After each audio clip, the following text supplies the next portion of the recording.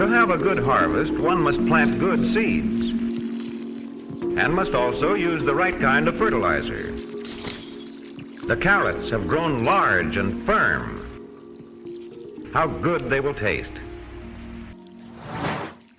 Well, welcome back to the Backyard Gardens podcast, ladies and gentlemen. It is another fantastic non-Thursday day. That's right. This is our fall planting series special. Breaking news, season extension, if you were following along from the last podcast, season extension is anything before your frost date or after your frost date, okay? The garden season in general is between frost dates. There you go. We came up with a decision, so now we're standardized amongst the Backyard Gardens podcast. That Bell seemed like not completely convinced. Like maybe a co-host agreed, and then maybe this. No, you were actually pretty passionate about it, so no, I'm fully on board. Fully on board. There was no convincing on my end.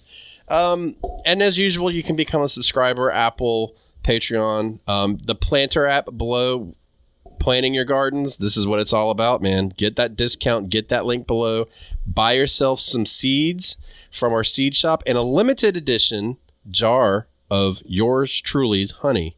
So there are some jars of honey on there for you. Set them aside just for the listeners and viewers of the Backyard Gardens podcast, Sandy Bottom Homestead, and even Be Better Gardens.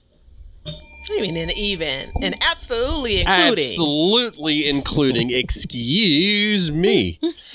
Okay, so it wouldn't be a fall garden series if we didn't answer Danielle's question here, which we thought was very appropriate. So first of all, I'm going to pause. Hey, Danielle. There you go, Danielle. So what I have in my notes here, which Leonard has so nicely put into the comments for me, is Danielle says, I've never done a fall garden. What are the best plants for such a thing? I like that you called it a thing. I like that. It is a thing. So what we're going to do is we're going to kind of break this down a little bit for you. So you'll get them, but what we're going to do is we're going to tell you what makes a good fall crop, like what classification it needs, what growth rate it needs, all that stuff. Plants to plant first, then last, and then plants that need protection below a certain temperature. And I think that'll kind of break it down for everybody so you can get going and maybe check yourself if you're already planting. And I thought you were going to say check yourself before you wreck yourself. Well, you can check yourself before you wreck yourself too. I used to get that all the time. Then I got slapped in the face. Oh, yeah. Yeah. Sounds like you wrecked yourself. I definitely wrecked myself. So, well, I think that going back, picking up a little bit on a conversation from the previous episode, hope you enjoyed. Like, I don't think it's as obvious as we want to believe it is. It's like, well, what should I be growing in fall? What makes for a good fall garden, right? I don't think it's as obvious. I think you have to be in the thick of this to know, like, okay, yeah. In part, this is a do-over or a repeat from spring, but not exactly. Yeah, that is true for some people, but see, it's not the same for all people. So this is going to be, there's going to be a little subjectivity in here, and it's up to you as a listener to decide. So just to get this out of the way, I'm in coastal North Carolina, so you can apply that for anything that I say. And Batavia, the botanical here, she is in Chicago, Illinois. So, and in both instances, we're talking about cool weather crops. Yes. So I'm not talking about, for your fall garden if you're in California and you're able to actually plant out a new round of peppers. That rock on, that's your fall garden, but that's not where we're focused today. But still listen if you're in California. There's some good stuff here. Leonard just sent this link over to me about frost tolerances for fall vegetables. And I can tell you that this is not accurate, at least for me in my area. It's very, what is the word you want when it's not aggressive enough? I don't know. But that's the place you're in, right? Like the level of boundaries you're pushing as of late. Yeah. Well, and I think that's part of the fall garden, though, is to push the boundaries a little bit. And, we didn't say in the last episode, but I think maybe that's why I like it, too, is because you're pushing the boundaries a little bit. You're seeing what you can get away with. Mm-hmm. But, when we talk about the fall garden, you want to think what makes a plant a viable candidate to get planted inside of a fall garden. Or, excuse me, outside. I don't want anybody confused that we're doing an inside garden. So outside in a garden, what makes it a viable candidate? It's going to be something that thrives, not just survives, but thrives in cooler temps. Right. And cooler temps, let's not trip, doesn't mean freezing. It's, a lot of times it's below 50 degrees, Yeah. Tomatoes will hold on. But that's just exactly what they're doing. They got their little fingernails dug in, holding on for dear life, And you're not producing, if you plant a tomato plant out as a new plant, it's not going to produce and yield fruit, no. Right? It's holding on from its summer planting or early or late spring planting. Exactly. I think that everyone gets the idea that for us, fall doesn't mean freezing necessarily, right? But it's a real easy jump in your mind. Like fall, the weather gets cold. We're putting on sweaters. We're putting on, coats. Oh, this is boot season. Like all of those thoughts come up and it just feels like it's too cold to grow food. Yeah. And it's like, but wait, these vegetables are like, we literally live for this. Yeah. It's like, oh, I got to get my pumpkin spice lattes and all that stuff. And, it's the part of fall that we really refer to is the part that everybody loves, not the part that everybody despises. You know what I mean? That's like really what we're talking about. But we do have to hone in a lot and probably obsess a little bit over the latter part because that's what everybody's concerned about. It's the cold. So you're exactly right. It's these plants are the ones that thrive in 50, 40, 30 degrees weather. They don't really grow well until it cools down. And then they also, as Batavia passionately put it before the show, they've got to produce within the time frame that you have. And this is where the subjectivity comes in. And this is why we opened up with where we are, because it's different for each person. My frost date comes, but it's not necessarily cold. There's a rebound in the temperatures in the daytime that helps me dramatically, where Batavia, it's a considerable drop. Those high temperatures aren't getting up too high when it gets later into the season. Yeah, so frost is, freezing is 32 degrees, right? Fahrenheit. I like frostes. I like that. I like frostes. That was better.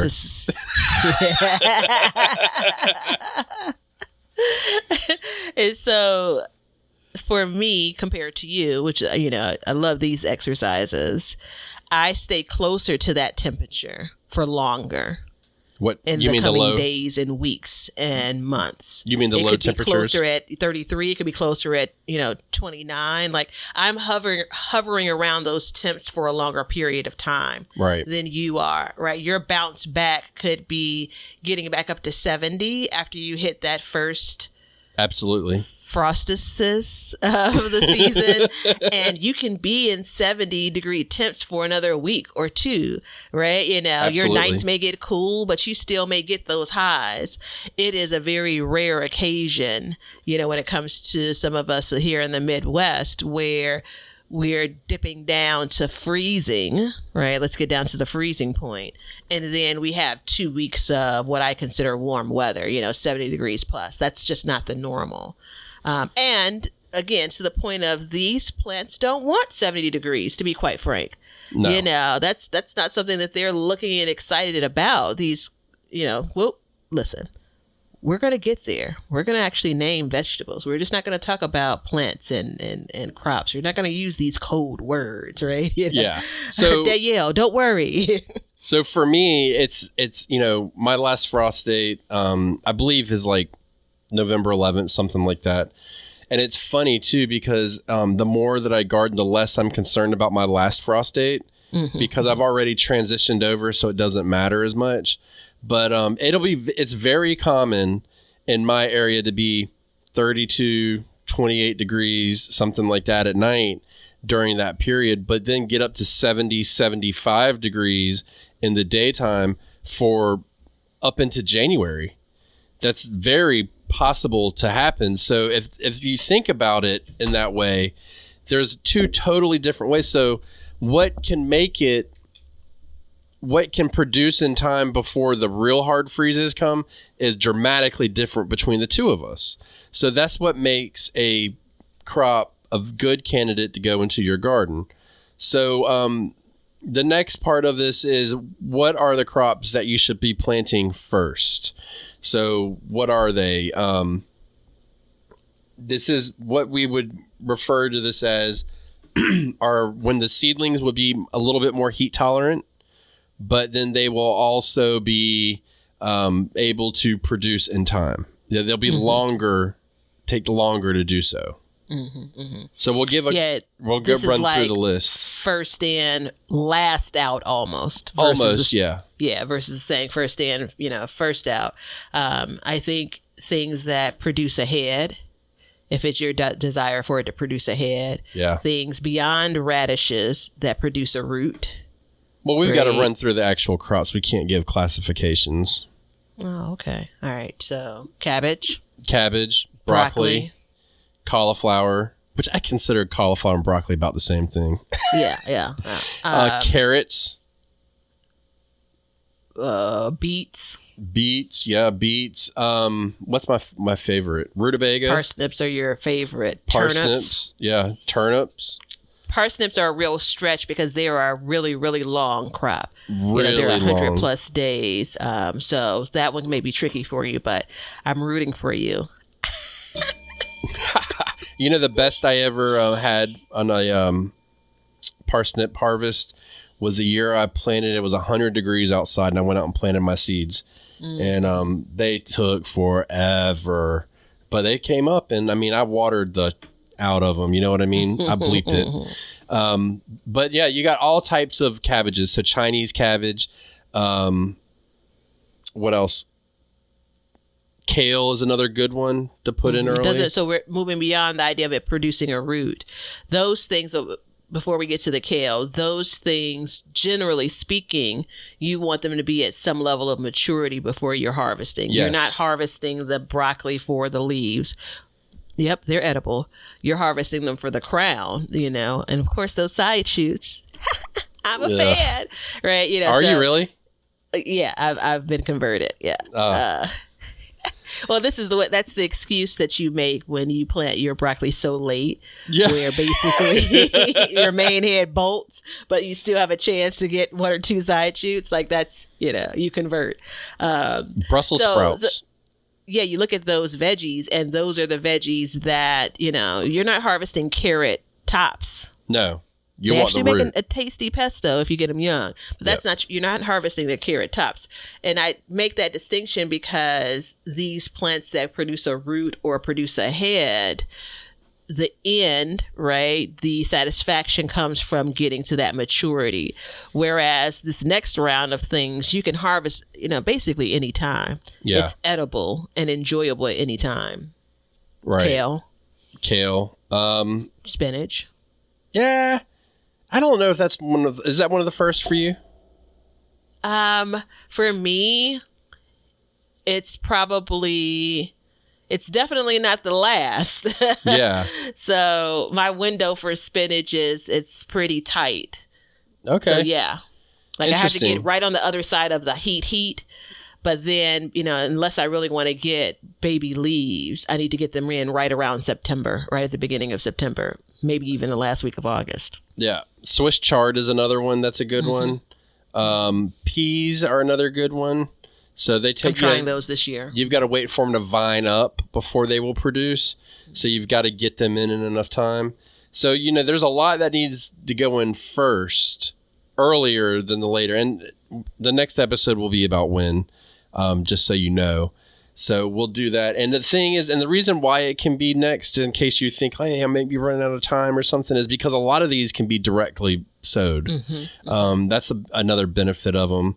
So, And then the next part of it is what comes last. So when I say last, though, that's not the day before your frost date. You know what I mean? You still got to give them some time. But these are things that you don't really need to develop a lot to start to enjoy. So everybody's favorite for quick growing, cool season crops is a radish. Yep. You know, and you can plant radishes all the way up until your frost too, for the most part. So remember that. Lettuce is another good one. Very good one, as a matter of fact. What else? I'm going to put spinach on this list too for some of you all. Yeah. Maybe not necessarily me, but I think spinach is a good one. I think that you have like arugula. We never talk about arugula on the show. That's because that stuff's nasty. So, or rocket, like that's a really quick producer. I think that, you know, anything that you can see if you're in the store as in a salad mix. Yeah. In those bags, or any of those leaves, or in the shoebox, as we affectionately refer to it, any of those plants can be one of those last in plants. I think the bok choys, right? We have bok choy, absolutely. Bok choy in our seed shop. You know, those are quick producing plants. You can harvest those at various sizes as well. Yeah, and you've got, you know, for me, turnips is actually one of the last ones too. Kohlrabi as well. Mm-hmm. And that, you know, again, it's the weather, so it's different. But I'm not as concerned. So there's two parts of the turnip too. Do you want the top or do you want the root? You know, also collards. I can't believe you didn't say collards yet. Well, yeah, good point. Yeah, that Onions. Actually probably would have been one of the first in. Go back to turnips for a minute. People are religious about them. They either only eat the turnip tops or they basically eat the turnip bottoms. And the tricky part about turnips is sometimes you have to sacrifice the tops. Like they may look rattled and tattered, you know, to get a good bottom. You know, you may have some pests that, you know, attack. They may not look the best. You may not want to eat them. But if you get the tops young enough before the root really develops, that's, you know, when they're the tastiest from a top perspective, turnip top perspective. But people are kind of really one camp or another. I love some turnip bottoms, you know, but I'm going to roast anything that's, you know, going to be coming from the ground. But that's the reason why it's not in that list of, you know, it's producing a root. Why wouldn't it have been earlier? That and how quickly they turn. Right. Oh, yeah, they go that's pretty clever. Fast. Yeah. Yeah. And then obviously, you know, if you're doing short day onions, and you live somewhere that they can grow through the winter, onions is another one that needs to go in. And then just to kind of round it out, no, I take that back. And then cilantro is another good one. Cilantro is a cool season crop, which I never understood why it's so prevalent in Mexican food, but it grows in cool season. I just don't understand. I know that not all of Mexico is hot, but it's just confusing to me. And then finally, garlic. Garlic's like the last thing you put in. It's like your Hail Mary. You know what I mean? No, I'm going to toss one in your lane if I can't believe you didn't bring up. Oh. But I think you're going to, I'm going to give you some room. When I'm done, so go ahead. Brussels sprouts. I did say Brussels sprouts. Oh, did you? Okay. Yeah, in the first batch. They're the earliest ones. In the first group? Yeah, they're the first ones. Yeah, Brussels sprouts take a long time to grow. So, you know, all of these things combined. So, what you see here is we've kind of broken it down for you. So it's I don't know, I'm starting to get a whole lot of ideas for seed starting season. Mm-hmm. So I'm going to try and quell. I'm not going to stop what I'm going to say. So you basically, it's not like you need to go in and say, I need to start all my seeds right now.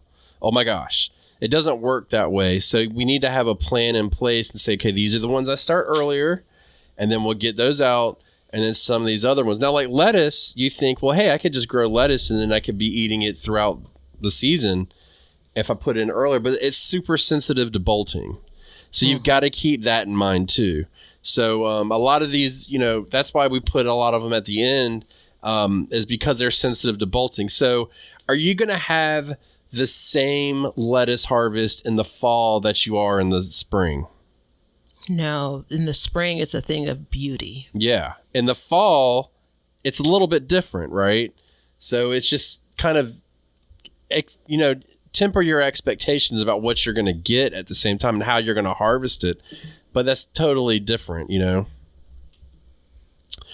Now, we need to talk about the elephant in the room, which are the plants that need protection below 25 degrees. I use that. We're having connection issues now, so hopefully I didn't lose Batavia. She's here. So 25 to 28 degrees, almost everything can make it through that.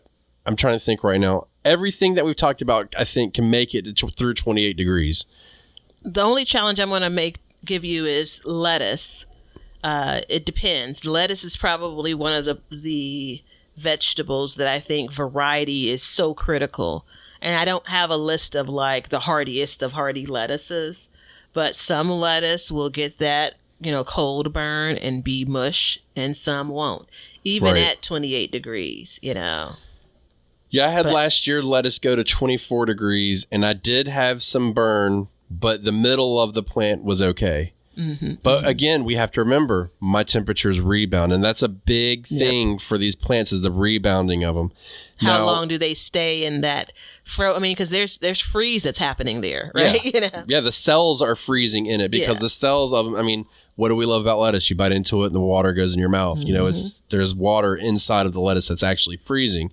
So below 25 degrees. So once you get below 28, you start getting into the danger zone for a lot of these plants, and it's important to know what we need to, let's add protection to.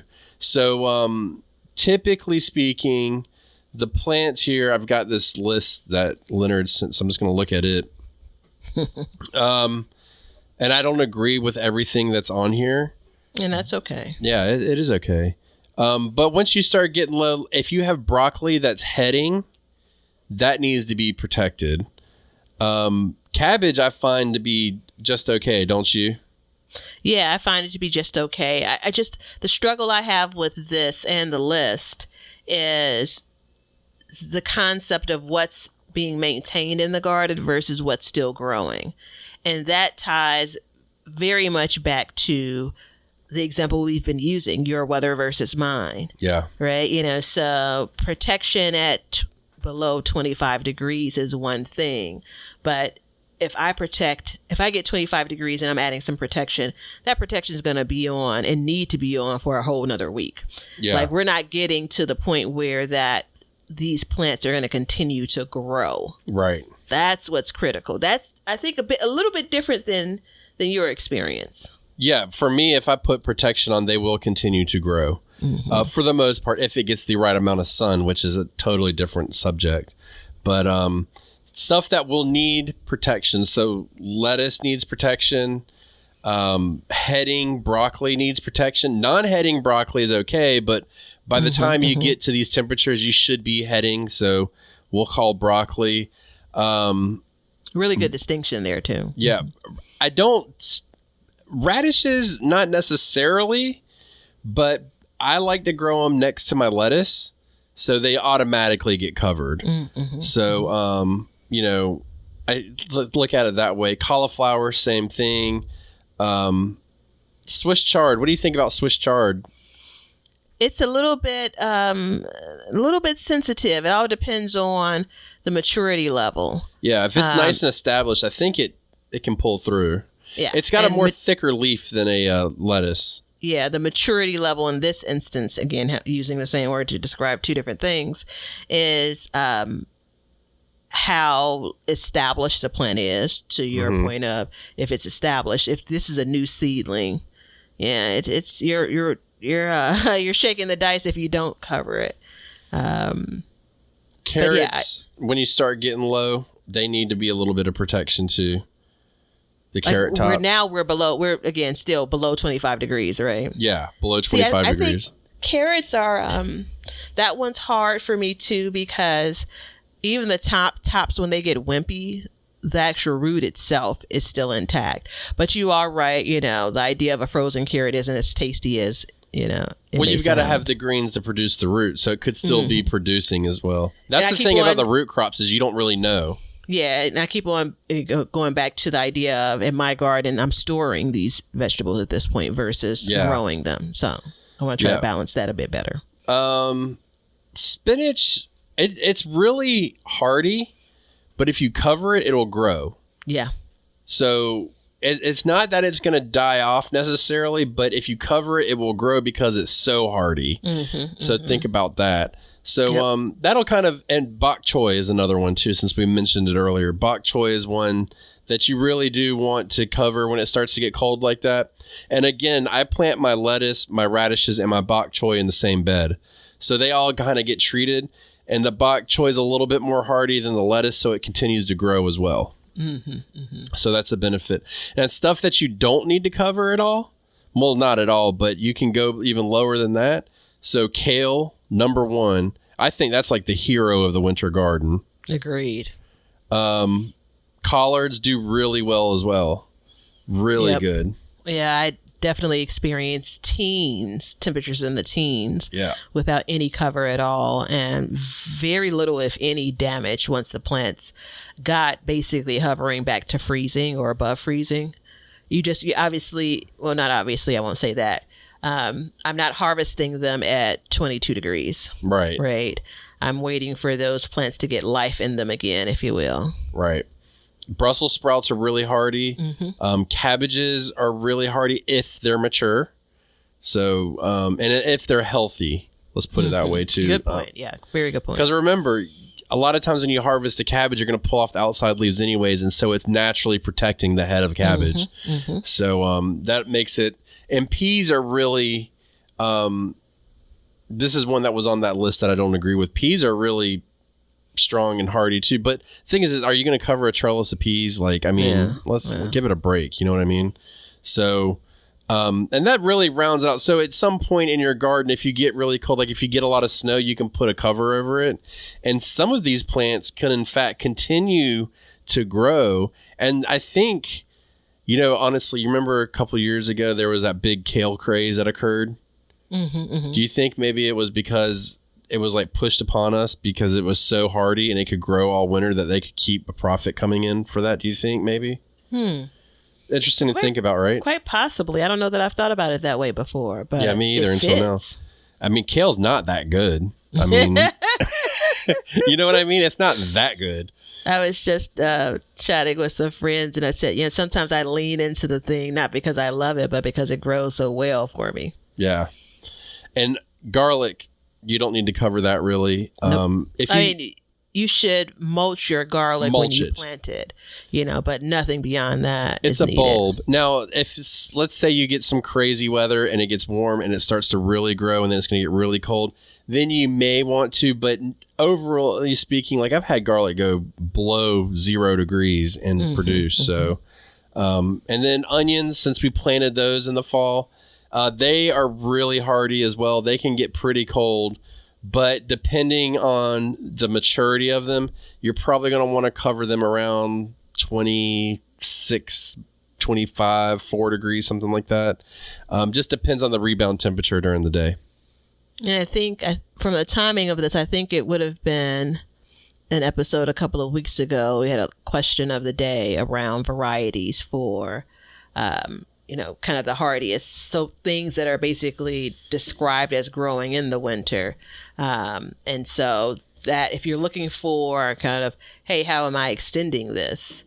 That's a good example. Winter boar was the kale that I couldn't remember the name of. WINTERBOR is the kale that's supposed to be super cold hardy, like the hardiest of the hardy kales. There you go. I've not had any experience directly growing it though. Probably tastes like shoe leather. Oh, quite possibly. Yeah. But there's a whole genre of people that believe kale in general tastes like shoe leather. I don't think it tastes like shoe leather, but I don't care for it as much. I just cook the crap out of it. So, but that's basically, you know, what you can plant in a fall garden, what can take cold. And it's a quick run dirty list of plantings that you can do. Just be careful as you get later in the season and keep an eye on it. But also, like we said before, know your expectations and know what you're going to get out of it. And be prepared to cover.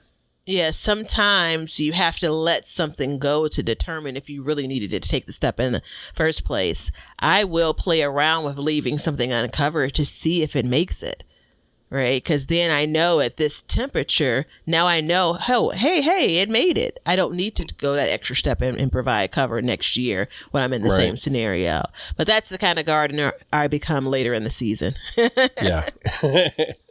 So there you go, everybody. Remember, you can become a patron, a subscriber, and help support the show. You can also buy some seeds from us and get the Planter app. Get your discount, get your seeds, get your jar of honey, whatever you need. And remember, through fall, we will continue to learn to grow and grow for change. See ya. Now you know why people feel like celebrating at harvest time. All over the world, people have feasting and good times when the crops have been gathered in. Well, we hope you enjoyed the show, and thank you so much for listening. If you'd like to support the show, you can do so by checking out our seed shop below. We have all kinds of seeds available for you, and we're going to be adding new seeds shortly, so check that out. Get yourself some seeds. It's free shipping, over $35 orders. So go ahead, get a full garden. What are you waiting for? Order your seeds and stock up. Or you can become a subscriber. You can either be an Apple subscriber or a patron, and that will help support the show. You'll get one free episode every month, an extra episode, that is. So we definitely would love to see you over there and become part of our crew. Join the Backyard Gardens community garden in Facebook. That's free. Go ahead, join that, and join the community where all the listeners get together and they can help each other out with their trials and tribulations and just show off their gardens. There's not a better way to do it. And if you're curious about what's going on in our gardens, you can check out our individual YouTube channels. So I'm at Sandy Bottom Homestead, and Batavia is at Be Better Garden. You can check that out and see how each of us are growing and what we talk about on those, because a lot of times we will coincide with the podcast and help add information in that maybe we didn't get out in the show or we feel that's pertinent at a certain time of year. So check that out and enjoy seeing our gardens and what we do in them. And we have an Amazon store which has all the products that we use and recommend in our gardens, and it helps support our show. And we also add to this list periodically, so be sure to check it out periodically to see if there's anything that you need for your garden. Everything that you do, including a like and a subscribe and even a review, will help us learn to grow and grow for change. See ya.